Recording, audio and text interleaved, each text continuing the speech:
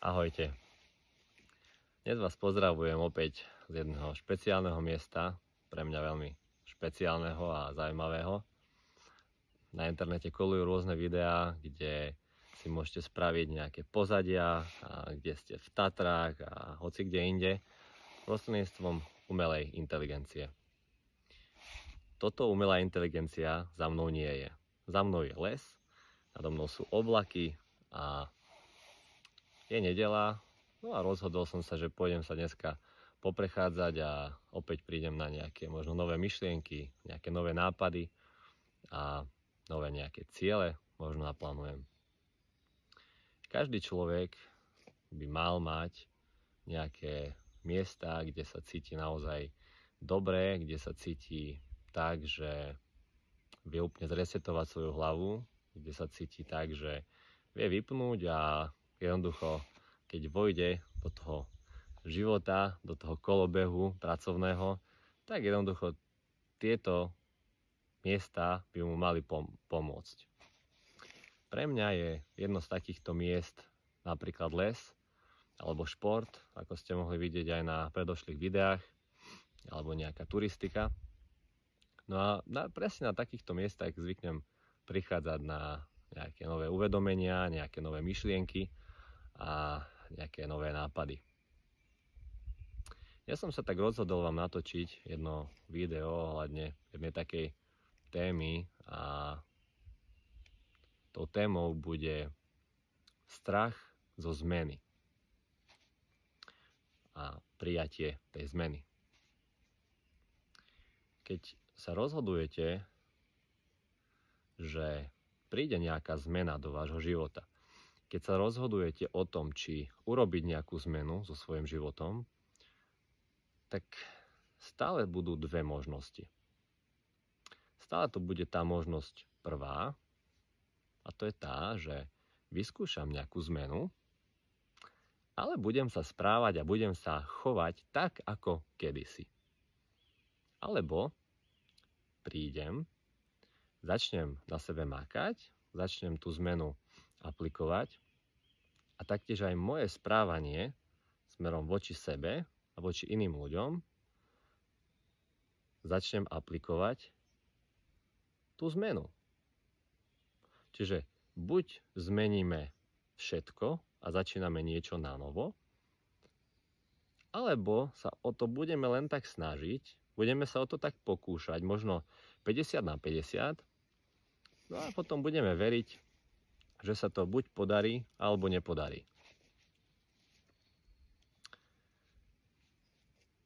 Stále keď chcete tú veľkú zmenu urobiť vo svojom vnútri, pretože aj tu sa rozprávame o tom, že celé zajakávanie, celé bloky rečí, celá koktavosť nie je samozrejme len o tom, že človek to viditeľne vidí, človek to viditeľne alebo počuteľne počuje.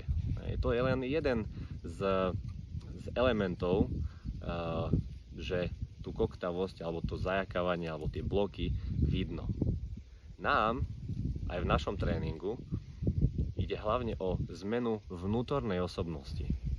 Ide hlavne o to, ako sa budeme cítiť, či už sami alebo s inými ľuďmi, ale ako sa budeme my cítiť vnútorne sami so sebou.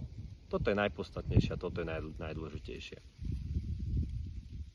Takže ku nám, keď sa napríklad niekto prihlási a chce zmenu, tak tá zmena musí byť nevyhnutná, aj keď ja neznášam hovoriť slovíčko musí, lebo každý je svojprávny, kto sa chce na nejaký tréning dať a každý to musí mať sám uložené v hlave, že či reálne chce na sebe začať pracovať, začať makať, alebo nie. A každý jeden ten človek musí vedieť, alebo mal by vedieť teda, že tá zmena je nevyhnutná v každom prostredí, v každej jednej situácii. Áno, o tomto presne sa presvedčajú aj naši kurzanti novej reči. Je to tréning v reálnych situáciách a v každej jednej situácii. To znamená, že nestačí tú pomalšiu, ako to hovoríme stále na základnej úrovni, tú reč aplikovať len v nejakom prostredí, len s istými ľuďmi, len s rodičmi alebo s kamarátmi. Ale treba to aplikovať a treba to prijať v každom jednom prostredí. My ľudia sme tvory, ktoré si vedia zvyknúť a vedia si zvyknúť na nové veci v živote, na nových ľudí. No a každý jeden človek, ktorý na sebe začne pracovať, na sebe začne makať, by si mal uvedomiť to, že ide stále o mňa. Ide stále o mňa, o tú osobu, na ktorej chcem pracovať. To znamená kurzant novej reči. Ide stále o mňa. A to, čo si pomyslí niekto druhý o mne v tej situácii, sa mňa netýka. Pretože to není môj život. Ja tieto zmeny, ktoré robím od začiatku, robím kvôli sebe, kvôli svojej lepšej budúcnosti a kvôli tomu, aby som v budúcnosti vedel plynulo rozprávať a vedel zvládať všetky emocionálne situácie, tak ako si to uznám za vhodné ja. Nie ako možno iní ľudia, ktorí si ani len nevedia predstaviť, čo v tej osobe je. Takže naozaj treba naozaj tú zmenu spraviť obrovskú, veľkú v sám sebe po kurze. Môže to byť kurz teraz novej reči, ako sa rozprávame, ale môžu to byť rôzne iné motivačné kurzy. Keď chcete zmenu naozaj vo svojom vnútri, tak tá zmena musí prísť od vás. Tí lektori, tí kaučovia, tí tréneri vás len môžu naviesť niekde, môžu vám niečo ukázať, ale vo finále musíte tú zmenu aplikovať vy a hlavne vy musíte cítiť, že je to pravdivé, že je to skutočné a že to budete robiť. A vy tomu musíte veriť. Takže keď sa budete rozhodovať a keď sa rozhodujete nad nejakými zmenami, tak urobte tie rozhodnutia v takom svojom životnom momente, kedy budete vy reálne vedieť, že áno, dám do toho všetko a urobím všetko preto, aby som prekonal ten svoj nejaký blok, s ktorým bojujem. A nie, že pôjdem to tam vyskúšať a uvidíme, že čo z toho bude. 50/50. Bude to dobré, nebude to dobré. Stále sa môžete zmeniť. Vždy.